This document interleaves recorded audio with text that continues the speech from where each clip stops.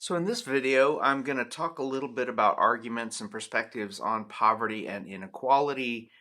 Some of these things are elaborated on in Chapter 2 as well as in the reading by Gans. So if you're looking for some additional resources and perspective, that might be a good place to start. All right, so um, generally speaking, there are three broad perspectives on poverty and inequality um, in a kind of a sociological lens. We have what are called person blame arguments, and then we have what are called system blame arguments, and then there's also the social construction perspective. So I'm going to kind of walk through each of those in turn. The first, as I said, person blame arguments. These are the oldest. These have been around for quite a long time. One of the earliest sociologists to sort of suggest a kind of pathology, a social pathology theory of poverty, was a guy named Herbert Spencer. Herbert Spencer was a British sociologist, 1820 to 1903. Probably most famous for coining the term social Darwinism, in which he took the ideas of natural selection and kind of applied them to sort of explaining and, in many ways, sort of justifying social inequality. He has a very nice illustrative quote from his book on social Darwinism, on natural selection, and he argues, this is the quote, he says, "The poverty of the incapable, the distresses that come upon the imprudent, the starvation of the idle, and those shoulderings aside of the weak by the strong, which leave so many in shallows and in miseries, are the decrees of a far-seeking benevolence." All right, so he's basically arguing that the suffering of the poor and the miseries that they're going through are in essence kind of judgment being rendered on those people for their lack of initiative, their lack of hard work, their lack of intelligence, right? All of those kinds of things. He sees society as a sort of competition, and in many ways a kind of zero-sum game in which there will inevitably be winners and losers, and the losers losing is what is supposed to happen. We should not, as a society, step in to try to help these people, because at the end of the day, this is what happens to people who don't step up, right? It's kind of brutal, it's kind of harsh. It's not a particularly uncommon attitude in Victorian England. I don't know if anyone is familiar with Charles Dickens' A Christmas Carol, but the central character, Ebenezer Scrooge, is sort of a not particularly well veiled sort of version of Herbert Spencer. There's a really interesting scene in the novel where these two people who work for a charity approach Ebenezer Scrooge and ask him if he's going to be making a donation, and of course he says no, and they say, there are people who really need this help, and he said, I don't understand. Aren't the prisons still open? Aren't the workhouses still out there? And the two guys are like, no, they're there, they're doing their thing, and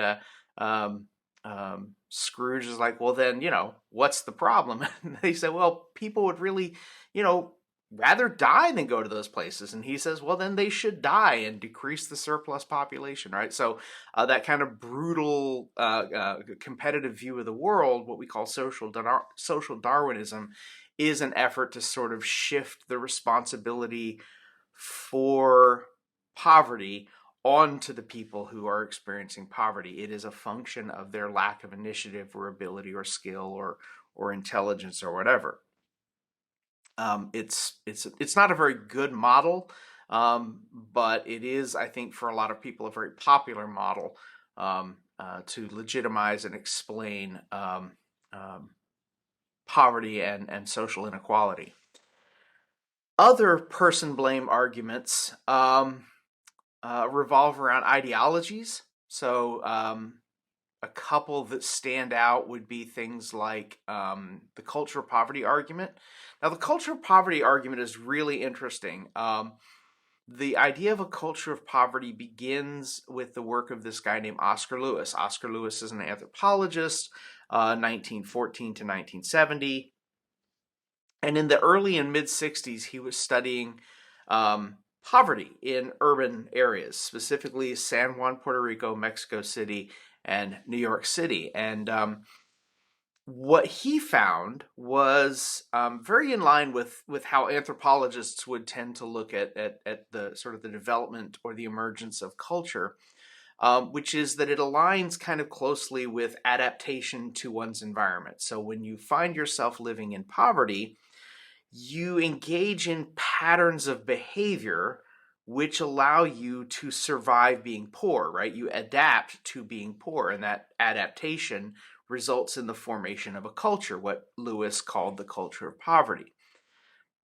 That's a fairly straightforward and I think empirically valid take. What's happened in the years since is that a lot of people have kind of latched onto that idea and said that it is the behaviors of poor people that are causing their poverty, which is not what Lewis was arguing at all. Lewis was arguing that poverty was forcing the behavioral adaptations to poverty. Some of those adaptations arguably create situations that make it harder for a person to escape poverty, but the behaviors are the result of poverty. But the people who picked up that theory, or some of the people who picked up that theory and ran with it, sort of inverted the argument, and they suggested that it was the behaviors themselves that were causing the poverty. A really sort of, I think, on point, while still anecdotal, example, I have a sister who lives in conditions of extreme poverty. Extreme poverty is defined as living at half the median, or half the poverty level or below. And she and her adult son and her husband, they live in extreme poverty.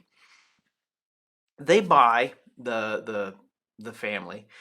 They buy a new car every few years. Now, I don't mean like a new car, like a 2022 Acura. I mean, they buy a car that's new for them. The car that they buy is usually on the order of 15, 20, 25 years old, because again, that's all they can afford. Now, they need a car because they live in a rural part of Oklahoma. There are no bus lines, there are no subways, there are no trains. So if they need to go to the grocery store, and everybody needs to go to the grocery store. If they need to go to the doctor, and everybody needs to go to the doctor, right? So if they have a need to go anywhere, in essence, they need a car. Now, because the cars they buy are really old, they require a lot of regular maintenance. $25 here, $100 there, $75 here. They also get really, really bad mileage because they're older cars, right? The engines are less efficient, and when they were built 15 or 25 years ago, they were inefficient back then relative to cars that are new today. So somebody could make an argument that if they took the money, if my sister and her husband took the money that they were spending on buying and maintaining these really old clunker cars, and they just set that money aside, after a couple of years, they probably would have enough saved up to be able to move into the nearest city where they could have access to a bus line, they could be within walking distance of a grocery store, etc., etc. The problem is, of course, that they can't do without a car, right? They need that car. They can't afford to not have a car and be setting that money aside. So they have adapted to being poor, right? They've figured out a way to satisfy their transportation needs on the limited budget that they have. But that response to their poverty condition has made it very, very difficult for them, if not impossible for them, to sort of transition out of poverty, because they're putting a lot of money into maintaining these cars and putting gas in them, even as they guzzle that gas. So these cultural critics who have misapplied or maybe misunderstood the culture of poverty thesis would argue that the behavioral patterns that my sister and her family are engaging in are causing them to be poor. But again, a critical analysis of this would recognize that it's the poverty that's structuring their choices, not their choices that's creating their poverty, right? So when we talk about the culture of poverty as an ideology that legitimizes and justifies people being poor, you can say, hey, you're poor because you make these decisions. That is used as a kind of way to justify not intervening, not taking a more proactive stance in trying to resolve these things. If you can shift blame for poverty onto the poor themselves, again, society gets absolved of any responsibility for addressing it. This is consistent with, although it is the flip side of, this is consistent with another ideology out there that we call competitive individualism, which is just basically the idea that success comes to people who work really, really hard. And the implication of that then is that if there is somebody in society who's not successful, it's because they haven't worked hard, right? So that aligned with the ideology and the self-regard of successful people. You take the inverse of that, and you see the cultural poverty thesis being used to sort of dismiss any social responsibility to address the conditions of people who are not successful. And it nicely aligns with the cultural ideology of meritocracy, right? In the United States, we have a number of people, maybe a majority of people, who believe that the country and its systems reflect a kind of meritocratic arrangement, which means that social standing is going to correspond to your ability and your effort, right? What we see in that competitive individualism. Again, I think that it falls apart under scrutiny. I think it falls apart under a more critical analysis, because there are people who have advantages and are in positions of wealth and power and influence and comfort who got there through no effort of their own. And there are very, very hardworking people who, because wages are low or because, they have family obligations or things, in their life are sort of materially different than the realities of people at the top of the socioeconomic ladder. We don't really have a meritocracy. Hardworking people don't necessarily rise to the top, and very, very lazy people often stay there. So that's again, meritocracy kind of falls apart the minute you think of somebody like, say, Paris Hilton. So those are the ideology side, the ideology elements, right? That legitimize or justify poverty and inequality. Another set of person blame arguments are organized around what we call status attainment and capital. So status attainment is just a process by which individuals in society attain a position within the stratification system. So, how one becomes middle class, how one becomes working class. You're attaining those statuses. If you're born into a working class family and you go to college and get an advanced degree and you use that degree to become a doctor or a lawyer or an engineer or something like that, and you find yourself in the middle class, your status attainment is a function of things that you've done along the way to sort of move you into that position. So a lot of sociologists, especially sociologists who study poverty and inequality, focus a lot on status attainment. How does that happen? How do people move up a socioeconomic ladder? And a number of people suggest that the way that happens is through the development of and the investment of capital. Now, capital, generally speaking, is understood to be a set of economic resources. You have finance capital, you have land, you have material property that can be invested, and you get a return on that investment. Well, years ago, a number of people started thinking about capital a little bit more expansively, and they talked about things like human capital or social capital or cultural capital, still thinking about it as a resource that gets invested to generate a return for a person. But like, for example, human capital would be things like your language skills, your knowledge base, the experiences you've had, right? You can take those things and you can offer them to an organization, a potential employer, and they will reward that by giving you a job that pays well, right? So a lot of efforts to address poverty and inequality often revolve around trying to address what are perceived to be gaps or deficiencies in human capital. If we just get people more educated, all of them could become middle class. And again, I think that's a massive misunderstanding of the nature of the economy. But nevertheless, individuals who do acquire particular credentials or particular experiences or have particular skills often do find themselves being able to leverage or invest those to create returns and benefits for themselves. So that limited degree of success and the applicability of the idea means that these capital-driven status attainment models resonate with people. They have a lot of stickiness in the minds of people. These tend to be theories that people like. Social capital is a little bit different, but the same basic concept. Social capital are basically your networks, specifically your relational networks, like the people you know. Most of the jobs that we get are not a function of posting your resume online or combing the hiring sections of newspapers or websites. Most jobs are obtained through your social networks. You know somebody who knows a place that's hiring, and so you take advantage of that relationship, and you use that to gain access to resources, or you use that to gain access to opportunities. And there's a lot of really interesting stuff that flows out of the analysis of social capital. So, for example, one of the things that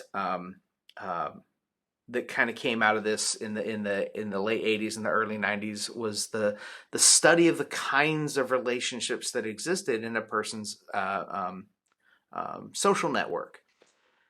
If you have really strong ties to other people, and a strong tie is a connection that reflects a lot of interaction or very intense interaction, deep connections, right? So a strong tie is somebody you can count on to be there for you, and vice versa. Versus weak ties. Weak ties are people that you only know a little bit. Maybe you were in the same fraternity with them when you were in college, or you lived in the dormitory with them, or you know them through a summer internship or something like that, right? So you maybe you talk to them a couple times a year. Maybe it's just very, very casual, but it's a tie, right? It's a relationship, but it's not a particularly strong tie. The interesting thing is, and this was confirmed in some research done by this guy named Mark Granovetter, weak ties are actually sometimes your best asset, because if you imagine like a person in a set of relationships that are all characterized by very strong ties, so think of a very dense social network, each of the 5 or 6 people in your social circle very, very well, and they know you very well, but they also know each other very well, right? That is what we would call a dense social network characterized by very strong ties. Now, if you go to your first friend and you say, "Hey, I'm looking for a job. Do you know of anything?" Your friend is going to say, "Oh yeah, I heard that so-and-so is hiring." And then you go to your second friend and you say, "Do you know of anyone who's hiring?" They're going to say, "Oh yeah, I know so-and-so is hiring." It's going to be the same information, right? So you go to all 5 or 6 people in your network and you're going to get basically the same information. That weak tie that you have, you reach out to that person you only talk to once or twice a year, but they are in a different information pool, right? So the information that you get from talking to them is going to be different and put you into a different network of opportunities and contacts than this really, really dense and strong set of relationships you have over here among your closest friends. So sometimes the best ties to have for particular social outcomes are the weak ties rather than the strong ties. And a lot of people who do network analysis are very explicitly focused on the way in which social capital operates and how it can be leveraged, for example, to create opportunities for people. And then cultural capital is things like values and beliefs and attitudes, or things like competencies in language and culture that get learned over time, and that, again, in particular kinds of occupations, become really, really valuable resources because, in essence, you're kind of sharing a set of ways of looking at the world and ways of being in the world with your potential coworkers and other people in a in a social class that that uses that as a kind of social currency amongst themselves, right? That if you can talk about art, or you can talk about film, or if you can talk about literature, that's going to distinguish you from the guys who can only talk about whether the Bears are going to, go to the playoffs with a new coach and a new general manager, right? The kind of different cultural levels of cultural sophistication that are very often mapped onto social classes, right? So if you're a working class person and you're trying to move up the socioeconomic ladder, it isn't enough that you're going to be able to have skills and talents that will allow you to sort of get those middle class jobs. You're also going to need some cultural resources that allow you to share some common interests and some common perceptions with people in that class that you're hoping to sort of move into. And you can kind of see this in a really funny and interesting way among the upper class, right? That among the upper class, there are what we call old money, people who have been rich for a really long time. They're rich because their fathers were rich and their grandfathers were rich and their great grandfathers were rich. So people, living in that very rarefied atmosphere of the extreme levels of the upper class who have been upper class for a really long time. And then you get somebody who either through good fortune, like maybe they won the lottery, or through some kind of entrepreneurial or business success, they suddenly find themselves sort of swimming in a lot of money. They're what we call new money, or the nouveau riche. And one of the criticisms that old money has of new money is that the people who are new money don't really know how to behave like rich people. They tend to, new money tends to be very flashy. They buy these big, ostentatious, ridiculous homes, and they drive, gigantic vehicles and just really, really indulgent spending, whereas old money tends to look a lot more modest, right? It's the cultural capital of the new rich is markedly different and in a lot of ways deficient in the eyes of people who have had money for a very, very long time and sort of know how it is you're supposed to live when you have a lot of money.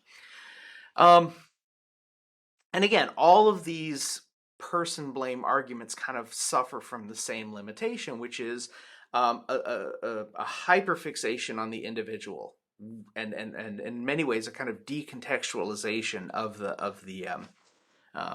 the individual from the structure of opportunities that they have, or the structure of choices that are in front of them, and that's why, for the most part, these person blame arguments, while a number of sociologists do study them and do kind of work in those areas, these are ultimately somewhat limited in terms of their ability to predict and explain the patterns of poverty and inequality that we see. Structural arguments, I think, are much more likely to be empirically supported. They're also much harder to explain. They can't be succinctly sort of summed up in social Darwinism or the culture of poverty. Those are really, really easy, and I think because they're really easy for people to understand, they become very, very popular. The problem is that just because something is simple and easy to understand doesn't necessarily make it right. So when we look at system blame arguments or structural level explanations for poverty and inequality, we see a shift in focus. We look to the role that poor people play, or the role that inequality plays in ordering and structuring and organizing society. So when you read the piece by Herbert Gans, you'll see that he talks about the positive functions of the undeserving poor, right? That poverty exists in part because it's beneficial, not to poor people. Gans would argue that poverty is good for you as long as you're not poor. The presence of poor people makes it easier for employers to find low-wage labor, because you've got this kind of reserve army of poor people over here who want jobs, or better paying jobs, and their presence helps you keep wages under control for the people that you've hired, because you can always threaten to have the current employees replaced by these people who are kind of waiting in the wings. There are people who have jobs because other people are poor. Poor people serve as a very nice scapegoat for social ills and social problems. Poor people create a real strong motivational incentive for people. Go to college, study hard, get a degree, because you don't want to end up like these people over here, right? So there are all kinds of different benefits to society that flow from the presence of poor people. And as long as that's the case, there's very little incentive for society to sort of systemically and meaningfully attempt to eradicate poverty. Poverty would be very easy to eradicate, but you kind of have to decide to do that. But if you want to instill in people a strong work ethic, because a strong work ethic is something that redounds to the benefit of people who are purchasing the labor power of others. If you want to instill in people a strong work ethic, an easy way to do that is to point to people who are poor and say they don't have one, and you don't want to be like them. So you work hard, you sort of sacrifice time, you sacrifice maybe you work 60 hours a week when you're only required to work 40, because you understand that if you work 60, you're going to be more likely to get the promotion than the person who's working 40. Now that's something that everybody just kind of accepts, even though, again, it's something that you're doing that might pay off for you, but absolutely pays off for your employer, right? So as long as poverty exists out there as a kind of boogeyman or something to scare people with, it's a way to motivate other people to do things that are to the benefit of again, the people who have hired them. And of course, for a lot of sociologists, especially ones who are specifically and deeply critical of the organization of our economic system itself, we would point out that capitalism itself creates inequality, right? Capitalism is designed to create winners and losers. That the way that capital accumulates over time means that wealth and money will kind of gravitate to the top. This has actually been something that people have been talking about, sociologists have been talking about since Marx, but a couple of years ago, a guy named Thomas Piketty wrote a book on capital and capital accumulation, and said, look, the rate of return on capital investments is greater than the growth in GDP. And what that means, of course, is that people who have capital to invest in an economy are always going to make more money than the people who are doing the work in that economy, because over time the returns on worker productivity usually don't go to the worker. They usually go to the person or company or firm that's hired the worker. And so over time, capitalism generates inequality that way. It is also the case, of course, and we've talked about this previously, right? Capitalism requires unemployment, right? You need a reserve pool of labor. The reserve pool of labor is what keeps the price of labor from just sort of trending up inevitably, as it would in the face of demand, right? So if the demand for labor is present, but the supply of labor is zero, then the price of labor is going to go up. And that's just, again, that's how markets work. So capitalism requires that there be a pool of people who are either underpaid or not paid, to again, keep wages and salaries, under control, to keep that from becoming, something that threatens to topple the organization of the economic system. So those would be sort of structural. Those would be sort of the structural conditions that are, again, a little bit harder to understand because they're historical.